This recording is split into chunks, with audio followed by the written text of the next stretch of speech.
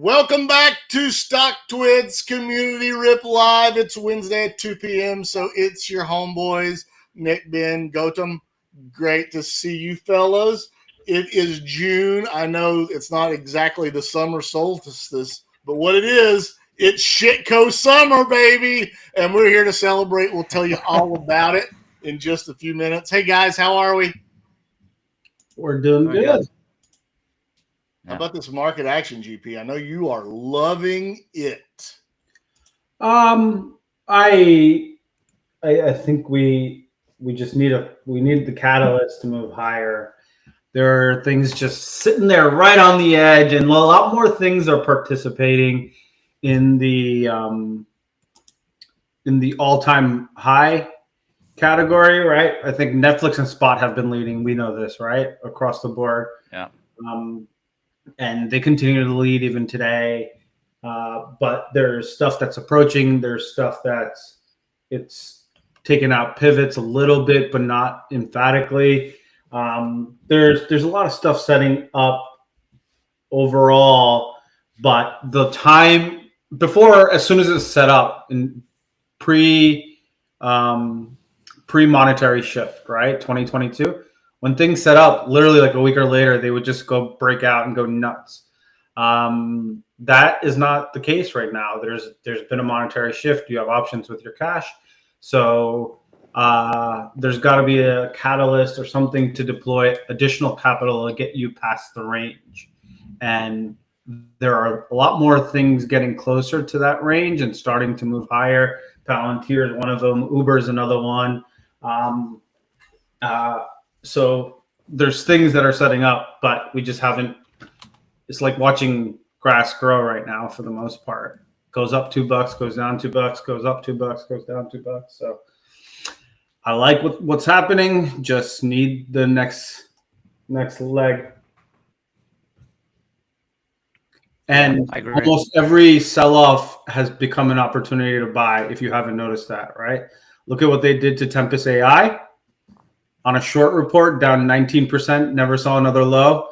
Look at what they did to Marvell on earnings, great earnings, destroyed it into earnings, and hasn't seen another low since, or maybe an incremental low or whatever it is. But they are basically, we've talked about this for the last couple of weeks, which is they've been locked out and not participating. So they're taking every opportunity to sell things down so they can participate in a more, while they keep the indices kind of consolidating and flat.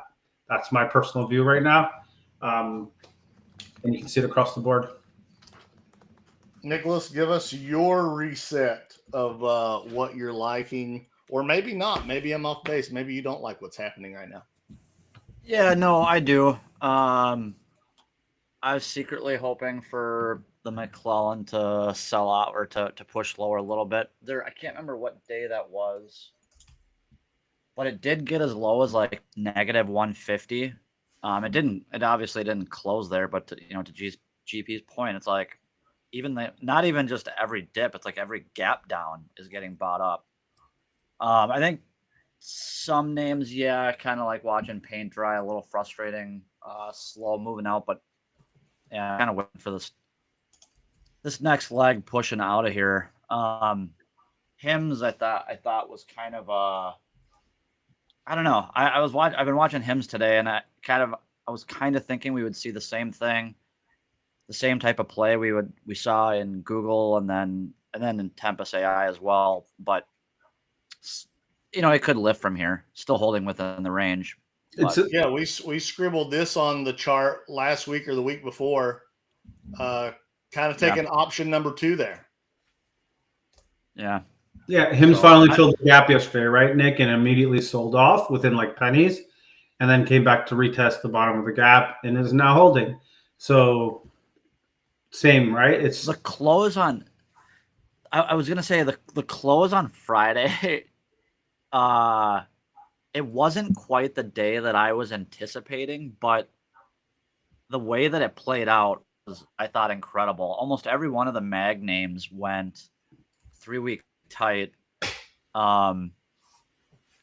which kind of had me thinking, kind of going into this week, that maybe we would see some early week chop with another kind of closed Friday. I think this week's close should be pretty good at telling us whether or not we're going to push out of here sooner rather than later. And then obviously, we need the real follow through into highs. But yeah, sorry, I didn't mean to cut you off there, GP. No, I was just adding to what you were saying. I cut you off. Go on. Yeah, no. So the mag names look so good to me. Amazon's breaking out today. I thought Apple was going to push, and it looks like it kind of gave it up a little bit. I had a trend line. I shouldn't say breaking out like through the pivot high, but if on Amazon, if you had that kind of descending trend line from gap up day. I've got Amazon up here. I mean, this is where I would put the pivot, and that would be a perfect retest off of it to go higher. Yeah. Yeah. So I don't know. I think you can. I know we were going to kind of lead into Shitco Summer, but it's like, God, the mag names look like mag looks good. SMH looks good. There's very little that doesn't look good to me. So even names that have been laggards and seem to be like rejecting pivots. Give me an example. Well, I think a name. Well, GP mentioned Marvell, and while it is ripping, sure, I would argue that it's just right at the edge of a pivot. So I'll draw that said pivot right now. I think if we see mag push higher and like real strength come into the queues, I think we'll see the laggard names also push higher. Like for instance, Marvell, where it hasn't pumped off that the tariff flow yet, but it's still kind of created that ABCD leg up. It just hasn't pushed into that CD leg higher. I mean, don't get me wrong. As a long-term holder of Marvell, I love seeing it up 10%. But when you look at Marvell compared to even an AMD, which we know has been miserable to a lot of people for a while, I would argue that the AMD chart looks currently more constructive than Marvell. Yeah, totally. I mean, depending on who you are and the names that you're in or the names you're after, I kind of feel like we're at a point where you gotta pick your names that you want to be in, and you gotta kind of dig your heels in. It's just, I feel like this week or the last couple of weeks has just been a patience game. Yeah, dude. Like, I think if you're trying to play options, you're getting smoked. Sure. Because things aren't moving, things aren't going. It's just constant battles. If you catch an intraday, good for you. But most people don't play intraday all the time unless you're on FinTwit. Then everyone gets everything right. But if you're in equity, you're sitting at pivots and in a good place ultimately. AMD is much of it's laggard. Same conversation, right? It's stair stepping. Marvell. I had the conversation with my cousin earlier this week, and he's like, the question he asked me, and I couldn't give him a great answer, was what makes it outperform the other chip names? Like why Marvell versus Nvidia or AMD or anything like that? Because if you look at the SOX, not the SMH, which is heavy weighted, if you look at the SOX looks phenomenal. So are we saying that Marvell and all the other names are going to start playing catch up? Right? Is that the thought process here? And to that, I answered him. I'm like, it's not that they play catch up, but if the ones that couldn't participate are now participating in a more meaningful way, then the entire sector is ready to break out. And we know that chips is a leading sector. So if the chips are a leading sector, what does that tell you about the market? Right? That's kind of the point I was trying to give him. But look. Maybe Marvell starts to behave like ON today. Ben, you were talking about this earlier, right? Holy hell, look at that. I mean, right? Yeah, ON has been a house of pain for long-term holders for almost a year now, right? Since the end of July, we have gone, I shouldn't say we, I have no position. It has gone down 70% in 10 months. And then you get a bar like today up 20.5%. No, that's the week. 11% yesterday, 7% today. Yeah, dude, Ben, what they've done to chips in the middle of what they call the golden age of chips, the AI version of chips, they literally performed exactly how they did in 2022 when the market was down 37%. So tells you like how out of favor they've been, and profit taking or whatever it is. But they're still crushing earnings for a lot. Look at what the CEO of TSM said this week, right? He's and we're not big macro or fundamentals kind of guys, but TSM is talking about the pathway to AI is through us, right? Like, and so you look at Broadcom earnings tonight, looks great. I would assume that because everyone's missed out of Broadcom, their earnings goes down, so you can buy the dip, but not playing it just, it's already breaking out of all-time highs before earnings. Right? How many other charts who have been on this trajectory that we experienced with tariff mayhem have come back to completely exceed all-time highs?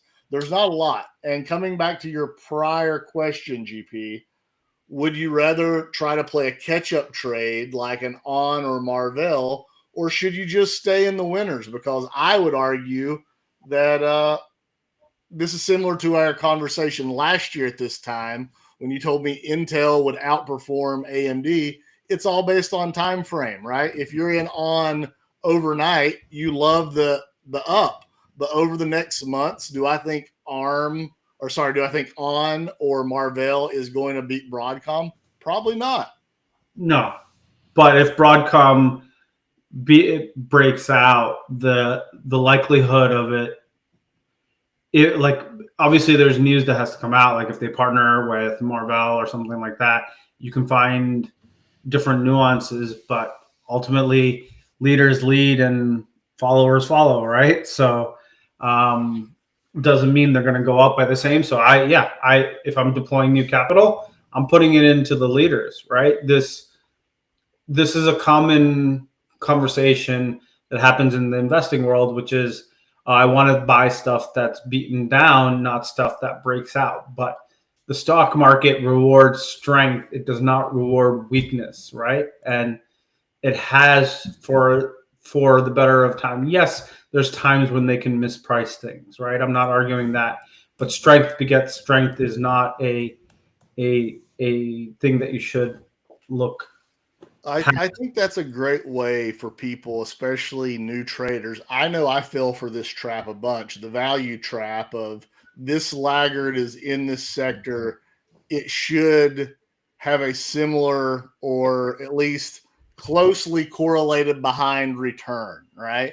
Yeah. I mean, if we look at Nvidia's chart over the past 2 years, let's say, Nvidia blows almost every other chip maker out of the water, regardless of what that trajectory up was for these chip makers. So I think it's a fool's errand to think that a lot of times some of these laggards, it's a value trap, right? It might be good for a short time frame trade, but to necessarily invest large amounts of capital there, you're probably better off just going with strength regardless how high it goes, Nick. Yeah, I agree. I agree big time. I would even say from a swing or position trader's perspective, like if you were getting involved on the follow through day and have yet to add to positions, leg into positions, add on new positions, why stick to what's working for you and leg into the winners versus chasing the silver or the shiny object. I mean, even if we look at the SOX semiconductor, we know GP doesn't like the SMH because it's a little different weighted. But even if we look at the SOX, right? There's SOX, and I'll pull up. Let's do Nvidia just for S and Gs here. I mean, just which chart looks better, right? Just which chart should get giving you something. Yeah. Isn't that a Head and Shoulders? Could be. Could be. It could be a failed Head and Shoulders, and that means a false move is going to become a fast move, right? It's a continuation move, right? A lot of people we talked about a couple weeks ago. Head and Shoulders are more likely to be continuation moves than bearish moves. Hey Nick, I want to go back to HIMSS for a second. Yeah, I had that up on the screen for a reason. And I had it down to the 15-minute chart to illustrate what happened yesterday. Yep. Obviously, you would have loved to seen this break out and keep going here, right? That's a clear rejection down. But you have to feel pretty good where it caught. And while it's still down today, it's not breaking new lows. Yeah. That's your, I mean, back to our conversation about Google and Tempest, like you get a wide range bar like that on volume. Yeah, we could see the follow to the downside, and that's what you should be probably anticipating or even expecting. But if we don't get it, that's telling you something. Like that's, and we're not getting it. We haven't gotten it in a while, right? That's the thing. Is Google didn't get it. Tempest, dude, it was down 19% on some silly short report on the heaviest volume known to its stock history, right? Like that in almost any case is a red flag, and then it didn't make a new low. It's like, it's they know, it's almost like they're expecting all traders and people involved in the market to look at these candles and sell out. Or get stopped out or scared out or whatever it is. And then it just rips the other way. Like, and then you get to these pivots and then it stops ripping. And so like, if you're watching this HIMSS chart, as soon as it hit that gap, the flow went nuts, right? And the flow was taking profits or buying puts. And it's because that thing that we talked about earlier, which is the catalyst to get higher, is not there. They're confidently using flow at key pivots on the downside, on the upside, whatever it is, and it's just keeping stuff range bound. Maybe it grinds up and out over the summer, but there's people asking for like 30 and 40 in HIMSS. I'm like, dude, you had a year to buy this, and then you had another 3 months ago to buy it at 23. Like, why are you asking for 40? If it goes to 40, it's going to be a failed pattern, and you're going to be bag holding ultimately, in my opinion. It's done all the consolidation. It's now sitting in the upper range of a consolidation. If it gets to the levels you want it to get to, it's not a good sign. Are you still both of you still holding HIMSS? Yep. Yeah. Highly confident in it as a buy point right here. Against 53.51, you have a very, very clear pivot. It's the gap down,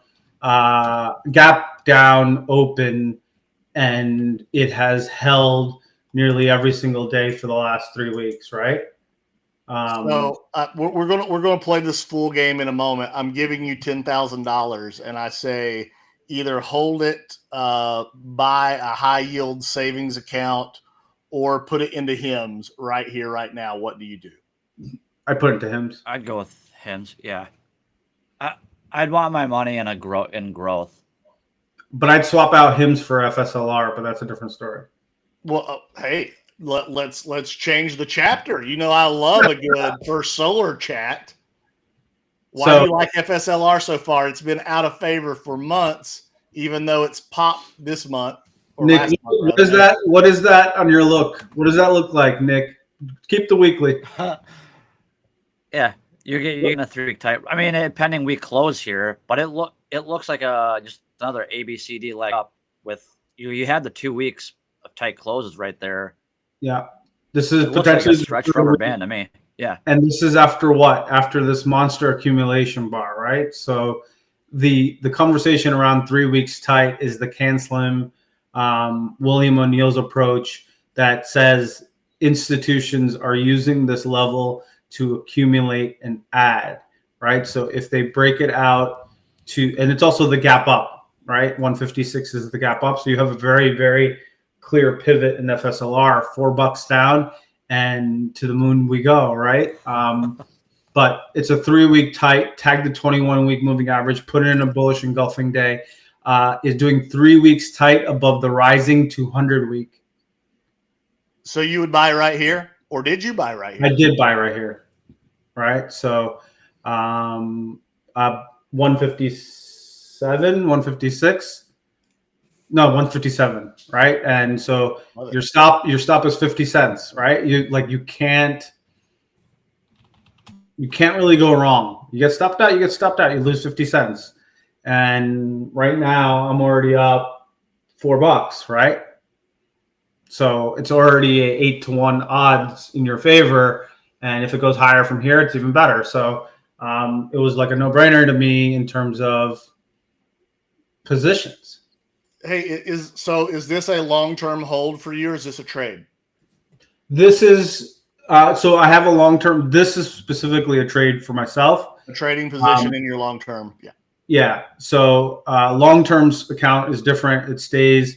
That I added in 2 batches, 144 and 129.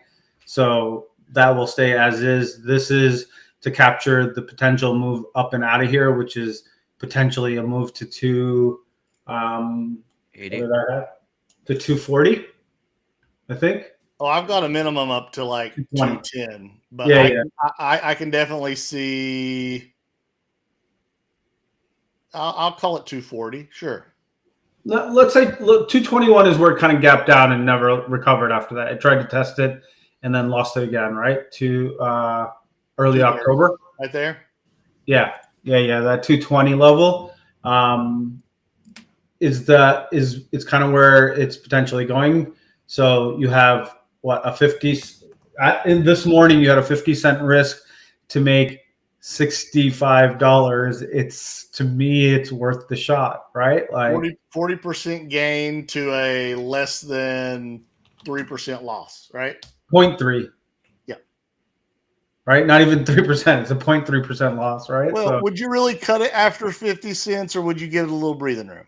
I give it like a quarter or so. Like it's not a heavily traded name. It's fairly thin, so the bid and ask stays pretty wide. So I'd probably give it a little bit more than 50 cents. So, but what I'm saying is that's your level, right? Nick, what do you like about this or don't like about this? Yeah, if you flip to the daily, it put in a daily engulfer. So if you wanted to give it, for more active traders, if you wanted to risk it under that candle low, I don't even think that would be too much. Yesterday's candle low. I would be eyeing 260, 280 on a little bit longer time frame, just kind of based on the kind of cup and handle look to it. Yeah, that's where I think it's going. Kind of where I would be.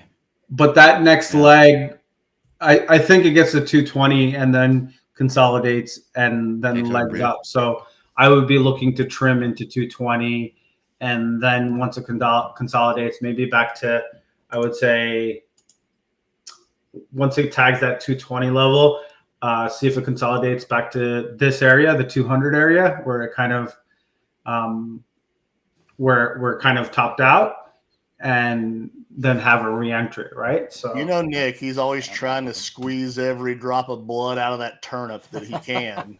Forget a 50% gainer. We need more. I mean, yeah, push it. Right. Give me 260 by June OPEX, and I'll be fine. I want to anticipate what's going to be happening, right, Nick? We try to do that.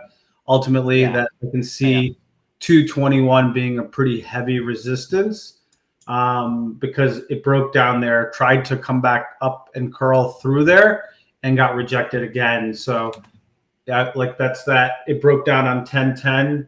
And then tried to take it out again on 11-1 into elections, and then just got destroyed. So that's the level I'd be watching on resistance for myself. If it gets past there, great. But this market has not shown that it can get past any major pivots yet. You guys know it is one of my favorite times in the show. It is what is trending, and MULN is trending right now. Let's check it out here on Stocktwits, the number one trending Mullen Automotive, and we love this AI tool. What is it telling us? Why 75,000 people are following it? Squeeze. Wow. Due to a massive short squeeze following news of securities purchase agreement. Nick, you keep these momentum names on your radar. Are you watching MULN? Are you participating in MULN? No, I'm not. This is news to you, huh? So that just goes to show you how well the trending ticker works. I saw it on the trending tickers, and then I pulled it up, and it was like, I don't know. I had to zoom in so far I couldn't even get it to really pull up on my chart. So I was just like, yeah. I actually did throw it on my master list, but how many reverse splits has this thing gone through? Holy hell! Yeah, it may keep going, but take your gains and run. Yeah. Wow. What a name. Hey, congrats if you've been a long-term holder and this is your exit. Way to go. 2 reverse splits. The all-time high is $2.14 trillion. All right. All right, guys, it's time to play the game. So I made the inclination earlier of if I gave you $10,000, and this is a game that we played all the time previously. But today's game is going to be, I'm going to give you $10,000, and you can only invest it in one of these 3 names. Are you ready? Yeah. The first is Apple. You're going to see a theme here, Nick. I think you're going to like it. Apple. All right.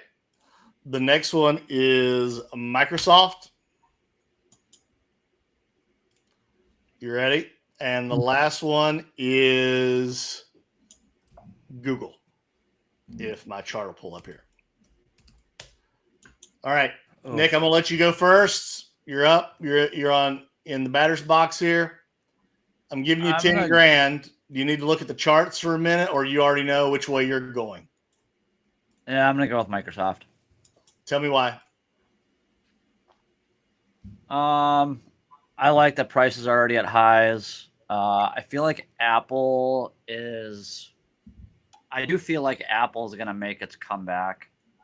And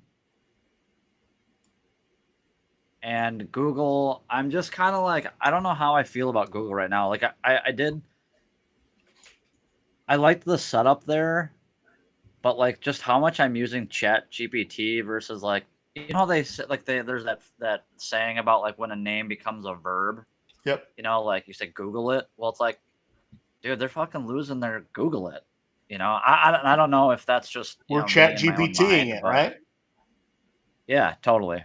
Which I certainly wouldn't bet against Google. I wouldn't be looking to short it by any means. But so you say Microsoft because it's already at highs, and it's already at highs. It has that having a solid week. It's trying to break out 2 new highs, right? Yeah, that. I mean, even on the monthly. If you pull up the monthly Microsoft, you basically have that breakaway candle, which that's a pretty easy spot to, you know, define your risk, I think. I'm asking the chat, which would you take? GP. Apple. Tell me why. Apple. One mere reason. Apple does not stay the king. Does not lose its king status for too much longer. Yeah, I feel you. It has been in the top market cap. There's been competition. Have tried. It does not stay there very long. It's at number 3 right now. I think Nvidia actually overtook it as well. Yep. So just on that camp, the chart I think in general looks like this. Range bound kind of move. It has not participated at all, but it's also a massive island, right? It just keeps building in this island. So I think the island results in a breakout move. The question will always be when, huh? Yeah. And so like we paused the China tariffs. So Apple got destroyed on the China tariffs, and then we paused the China tariffs and working out other deals. Yet Apple has not participated in even trying to take out that level. That 207 has been now rejected 1, 2, 3, 4 times. So I think they're just rebuilding here, accumulating.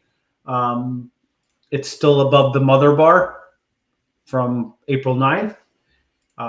And every time it gets there, it's getting bought. So I like this on a longer time frame, and it doesn't stay below the largest market cap leader for very long. I brought this up for one reason, Nick. I'm glad that you were big bullish on the megas to start out. And I did these three intentionally. One, because look at the strength in Microsoft. Like, right, it's undeniable. But if you look at Google and Apple, they're almost the same chart. And I would contend actually, that Google has a better looking chart at the moment than Apple does. That's absolutely correct. That said, I don't disagree with GP. I don't think Apple is going to stay down this long and be the third largest market cap company. And I do think, Nick, you're absolutely right. I don't know if you guys have seen what Google is doing with their AI video Veo, but it's phenomenal. But Gemini just isn't getting the love that ChatGPT is getting. And that's the next massive growth area there.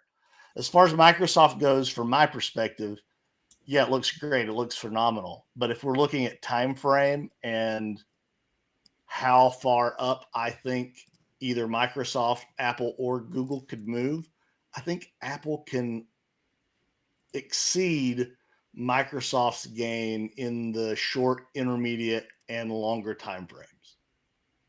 That's my take. Mm-hmm. And you know when Apple bottomed? In 2022? Isn't there a song, Apple Bottom Jeans or something? There is, but the bottom in Apple was not with the market.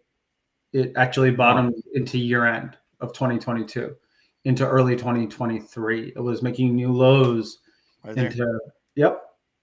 And so leaders are the last ones to get hit, and you're in a very similar kind of position here, in my opinion. It's maybe it goes down a little bit, but it's holding the mother bar. So you have, once again, this market is pivot-based trading. You have great pivots to trade against. You're not operating in blue skies territory or gray skies territory. They're sitting right in the middle of the pack. You can use this time to build some cash by trading the ranges or adding to positions. But yeah, I like what's happening in Apple. In all the mega caps, they're still underperforming, as we talked about, overall markets. So just keep that in mind, that even though the megas look great for into the summer rally, which is don't we get this every year? Yep. Where you rally into mid-July, take a monster turd into early August, and then rinse and repeat. So that's what it seems like. At least every year we've been doing this, it seems like it's happened. Yeah, right. Nick, like we convince you that Apple's the right call, or are you sticking to your guns? Nick, that's to you. I'm sticking to my guns. Right. Hey, before you switch topics though, what's the name of that guy that you do? You've done some spaces with him. Short I can't remember his name. Either way, what's up? David? No, GP. Yeah. Jim Rowe. Dude, some of his charts, like I'm kind of in the camp, in a very similar camp to some of his take on the mag names, where like I feel like when these things start to run, I think we're gonna start to see like a massive parabolic run where all these mag names like are still 5x from here. Dude, Apple is down 60 points, 30% from all-time highs. If Apple starts to participate in a meaningful way, that is huge for the markets. They are what, 7 or 8% of the S&P. And that's the other thing too, right? is the other thing too is, like, if you were, if your money is sitting in a savings account or whatever, earning 4.5%, what's getting you to pull your cash out and reinvest it in the market? Most people are not going to be looking at, they're not going to be looking for Shitco Summer. They're going to be thinking like, shit, Microsoft, Amazon, Google, Apple, like, they're going to continue to lead no matter what the innovative space is, whether we're talking AI or cars or, whatever it may be. I just think that's another reason I think that the mag names are still going to continue to rock. I'll give you 2 anecdotal pieces, Nick. Conversations over the last couple of months is people who've been holding the mag names for a really long time are looking to diversify and bring out the people I know, right? I'm not saying everyone. Sure. I think people are looking to diversify and find the next mag names, right? That's been their kind of mission. That was the first thing I noticed in a lot of the conversations I was having with people. And the common question, stick up. So that's where I was getting to next, right? And so when we were dying in April, the question is, what do we buy, right? So obviously text messages blow up. It's like, what should I be buying, right? And then you tell them what to buy, and then they argue it down. And I'm like, I'm just done. Right? Like, it's like, so I bought HIMSS at 24, and they're like, what did you buy? I was like, I bought Tesla and HIMSS. And he's like, what? Like, he's like, it's a dick pill company. And I'm like, then you're missing the point, right? And so even when you get the opportunities, like, so you have this kind of narrative saying, I want to diversify out of the mag names, but then when you get to the potential mag names of the future, like, I think, in my personal opinion, HIMSS is that company. It's not going to be a straight road there, but this is a multiple X winner over time. Just if you can withstand the volatility, but usually great movers in the long term have a lot of volatility, right? Well, to him specifically, I think someone who would be new to the name, obviously, if you looked at the chart, you would see that pattern of holding, but you would see specifically this candle, right, and this candle, and it would probably make new buyers squeamish. And I'm not saying that would necessarily be a miserable bear as I've described them before.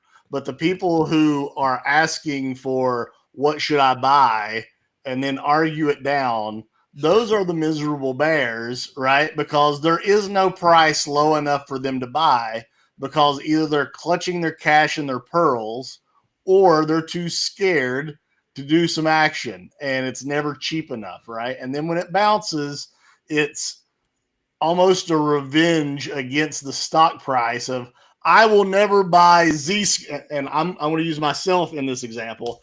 I will never buy Zscaler above $180 because I had a $170 price target on it to buy, right?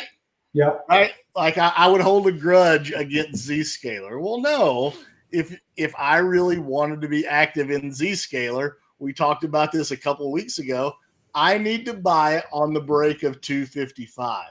And that's a mental exercise for people who aren't programmed to trade, that they have to learn, or they never learn it and they stay miserable. Right, Nick? To be fair, pivots haven't broken, but yes. So there you go. Pivots haven't broken on HIMSS. So I guess the reason I bring that up, Nick, is partially, it's like you have this belief that people want to diversify, yet they only want to diversify to names that they know and trust. And over the last 10 to 15 years, there's only the mag names that they know and trust, right? and maybe Palantir is now added to that list of companies. But most people don't want to diversify, even though they say it, right? So, but that probably puts them in a position where they underperform the markets. Nick, are you miserable? Randy says he's miserable. I am far from miserable. Why is Randy miserable? I don't know. I just think it's a lot. Is it because he has clothes on today? Is that why? Well, no. If Randy's in the chat, you know he's got no more than his tidy whities on. That's just not an image I want. I just don't. Well, we're there. Hey, I promised the people. We promised the people last week that it was time, and we started the show off with this Shitco Summer. I wish I had some grand music and confetti popping, but maybe Keith can work on that for the next show. Shitco Summer, and our producer in the background, Keith, he even entered into the chat on this one. Keith gave us ASTS, and Nick, you co-signed for him. You want to walk out ASTS for us, Nick, and why you like it in Shitco Summer? I mean, it's just got a good look to it. Yeah, straight overall, up. I was Keith picked ASTS, so I was gonna back out and pick TEM. Just throw it. Yeah, out you there, can do that. I just want you to co-sign for ASTS. If you draw a trend line from like mid-March to kind of right across those wicks in like early May, yeah, right up there, it's got that an inverse head right there. So it's got an inverse head and shoulders look to it. Yeah,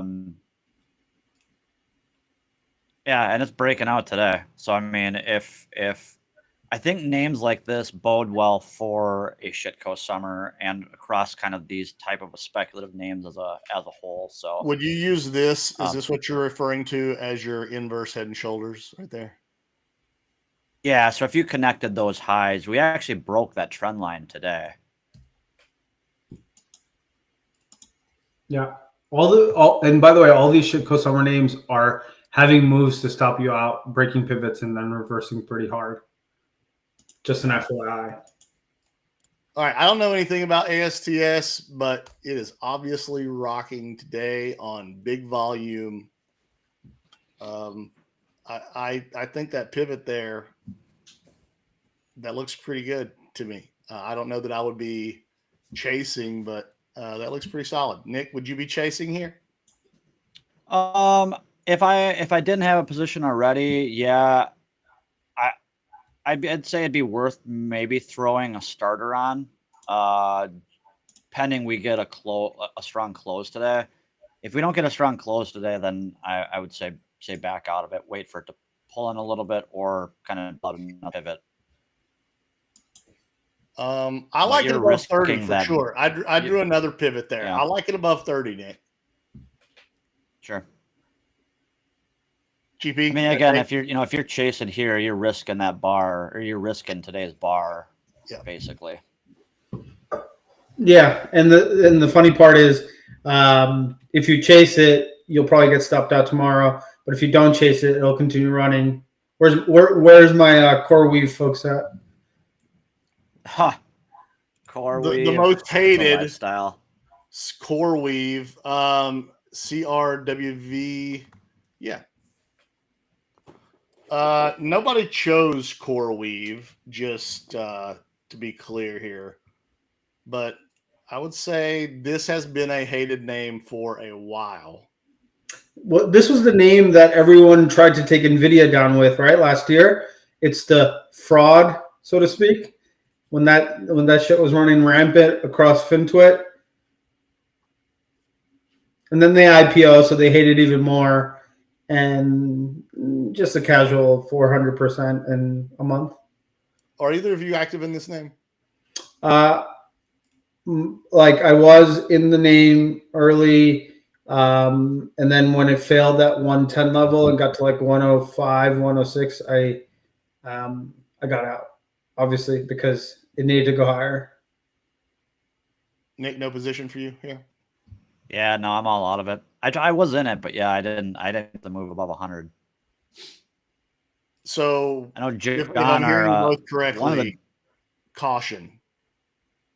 There's always caution games, right? They're when these runs happen in IPOs beginning, they don't end well. I don't remember them ending well except for a handful of names, as we've talked about a bunch of times. But this is all low floater, initial cash out moves. So like I have no interest in retaking this name. Let it go where it goes. Let it fail, and then let it base, and we'll come back in 3 years. Nick? Yeah, I don't know, pick a moving average that you want to see it respect and use the moving average. I think what you could say is that if you look at the move from basically where all that volume is coming in, so mid-May, I would venture to guess that if it does and when it does roll, it probably holds like the mid 60s to 70s, and you're going to want to watch for like another base to form.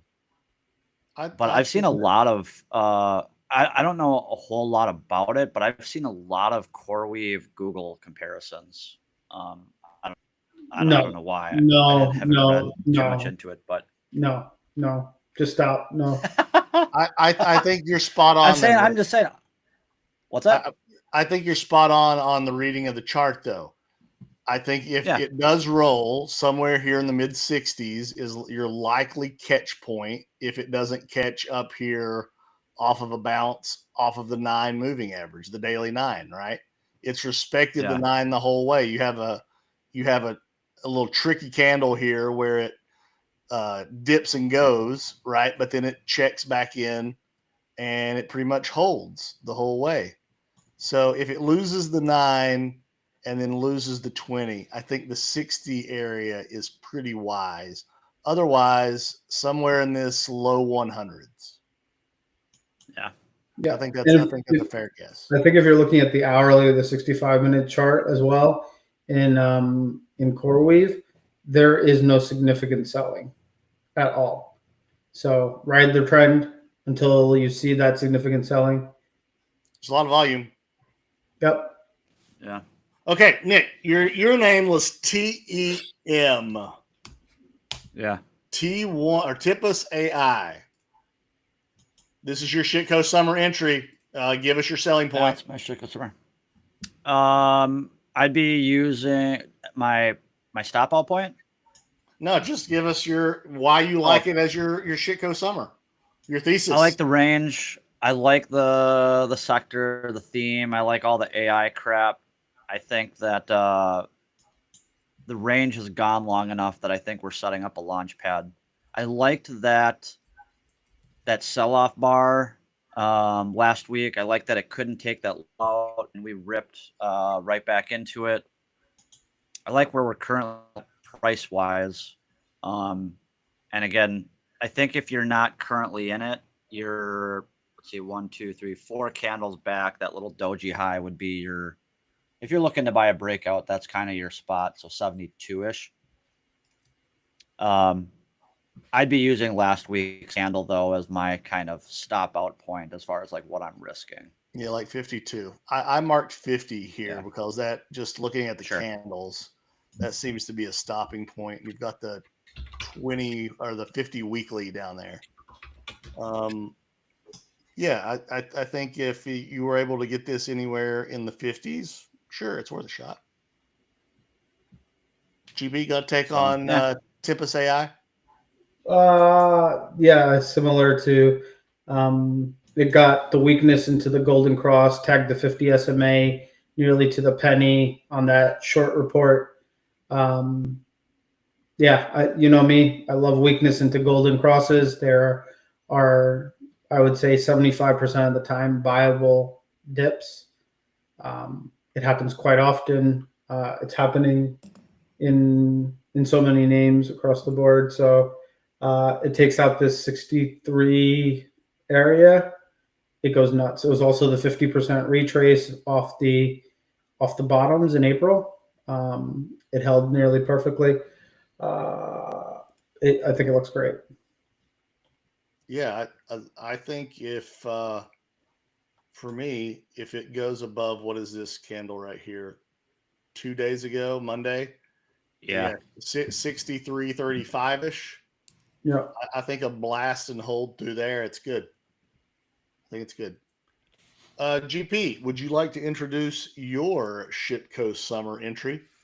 So let me first start off by I've been wrong about this moving, and it's been fairly gay for many, many years now. And I still think the accumulation in this will lead to a bigger gain, and we could be potentially in that zone once again. And that is our friend Wayfair. It is now officially, as of today, it may fail in the next 2 days, but as of today, it is reclaiming the 50-week moving average for the first time since last year. It has now rejected that 50-week moving average probably a dozen times from what I can see. So there's been a lot of accumulation in this name over the last 3 years, and I think it may be ready for the next leg higher. When we first played this game of who has the best quarterly pick, you had this name. Yeah. And I was kind of meh on it, but I'm with you on this one. I really like it above this week's high. If it can go above this week's high, I think it's game on for Wayfair. But please go ahead. Continue. Yeah, it's a double bottom. And when Wayfair was back in the 20s in early April, one of the net trader, I think, someone on Stocktwits asked me if I'm buying Wayfair, and I was like, I'm not buying it. I'm holding from like the high 30s, and there are so many things that I like better that are on sale that I'm not going to deploy any money to Wayfair. But we talked about how it's probably going to double from there, and this is exactly what's happened since then. But to me, allocating the cash that I had to Tesla and HIMSS was a better long-term allocation for me when you get a 27% correction in 8 weeks in the markets. I'm looking at this as a double, right? 44 to 88. Yeah, if not higher, right? Like, if not higher, of course, if not higher. I think this is your Wyckoff spring. It's COVID setup, Nick, across the board. If you look at it's literally the COVID setups. They look entirely the same, but the only difference now is there's no free money to make them go absolutely bananas. Sure. Nick, you like this one? Yeah, I think this most recent dip lower kind of looks like a Wyckoff spring and a massive stage 1 base. So yeah, I'm with you. I just like trying to see if there's any. Yeah, I mean it goes stage 2 and it's kind of like game on. Not so much like blue skies, but if you look at the monthly, it's all wide bars. So it goes stage 2, and I don't think there's nothing really stopping it. Yeah, I mean there's some dead bodies above you, right? But at the same time, the setup indicates a decent chance of reaching high 80s. Mm-hmm. Yeah. All right. It gets above high 80s and it's gone. And look at nothing is certain. Like this is all just probability. Sure. We're not giving financial advice. We're just saying this is what the chart indicates. So the two things, right? On the monthly Wayfair, if you look at the MACD, even through all of this, because it was so depressed off that move down, it has never crossed back to bear, right? It's on the monthly. It is well below the zero line, so there's still a lot of work to do, but it is never even with the 60, 70, 80% move down, it has still not crossed bear. So tells you that overall the market, the chart is bullish. If you look at the quarterly, it is. Can you pull up the quarterly real quick? Yes, I will. Yeah. It still smells of accumulation and wicks. Oh, damn.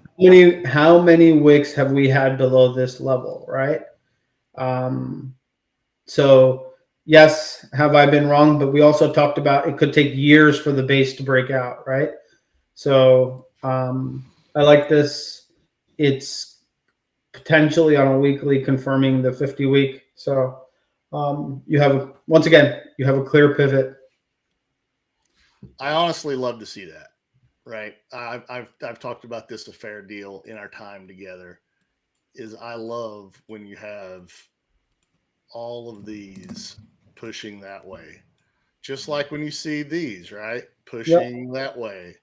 Like I think sometimes us as traders and people who look at charts, whether you're analyzing it or just trying to get an understanding, we look at the bodies of the candles a lot and not necessarily what the wicks are telling us.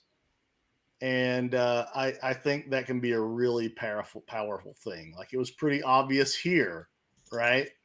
That was a clear resistance zone. It didn't tell you once, it didn't tell you twice, it told you 3 times. Mm-hmm.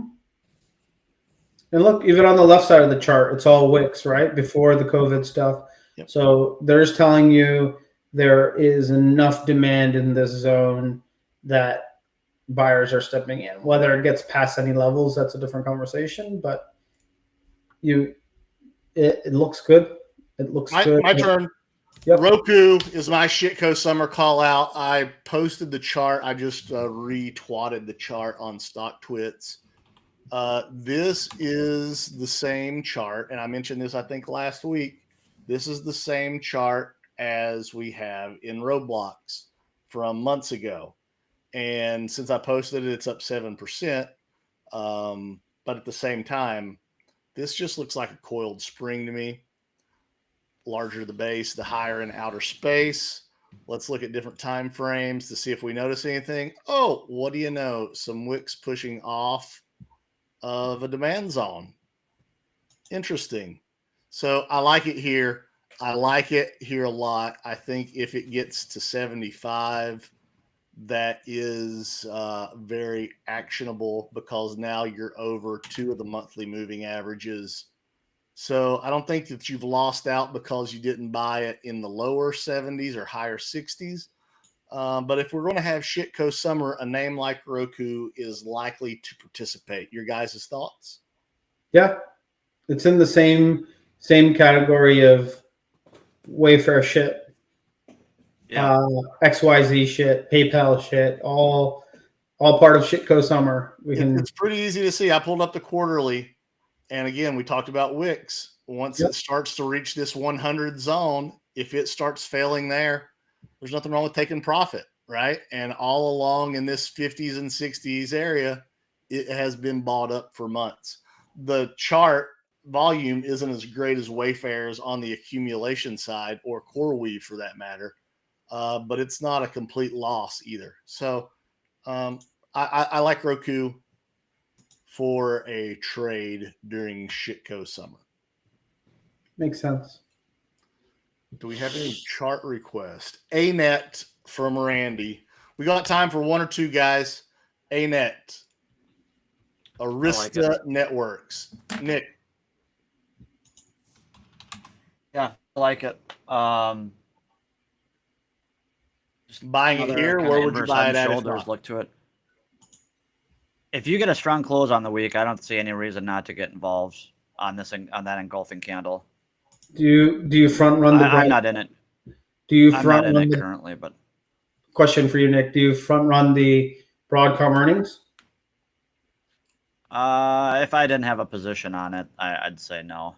Okay, because the chart it's sitting right at the 200 SMA.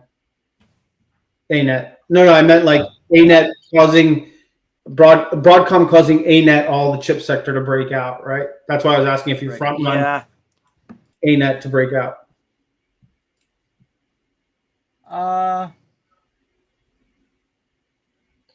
Shit, why not? A little bit of recklessness is getting rewarded. Fair enough. Shits and giggles. What else do we have? Do we get another name? Piton. Haven't looked at Piton, and I couldn't tell you how long. This is a Shitco Summer name for sure.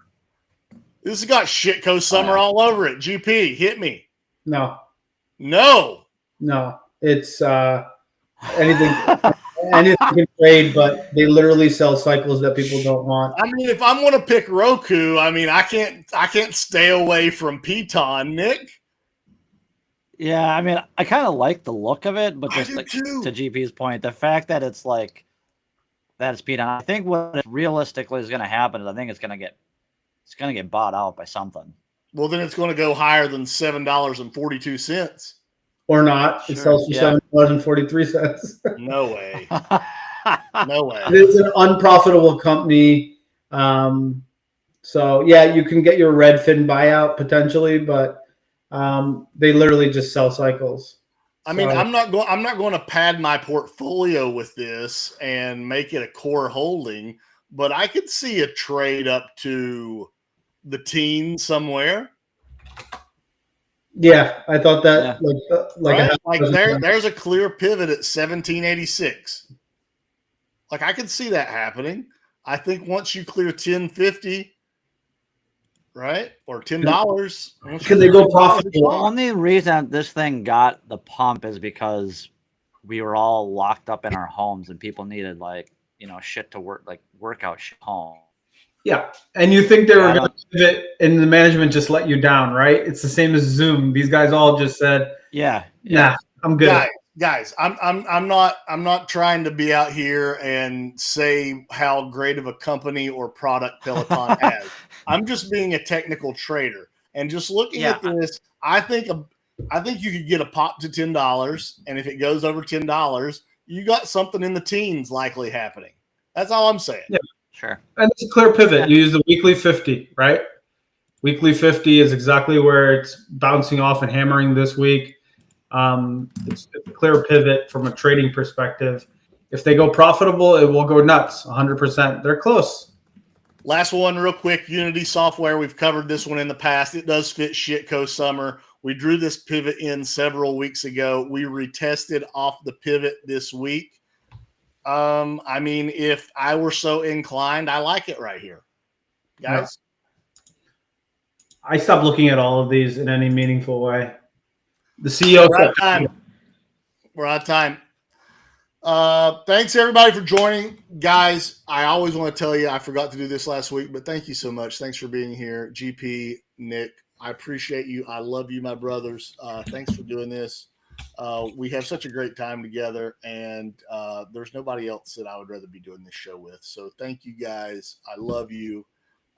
Hey, everybody who's watching, everybody in the chat, thanks for watching Stocktwits Community Rip Live. We will see you next Wednesday at 2 p.m. Eastern Time.